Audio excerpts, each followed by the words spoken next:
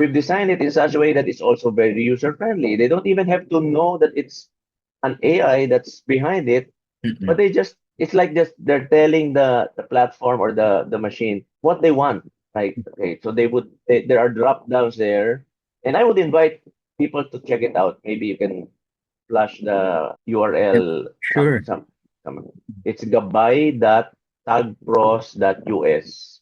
Well, you might be wondering why it's US. It's a US based but Filipino owned company. So it's about saying your parameters. Like, let's say, okay, I'm a grade 3 teacher. I'm teaching science, and we are already in quarter 3.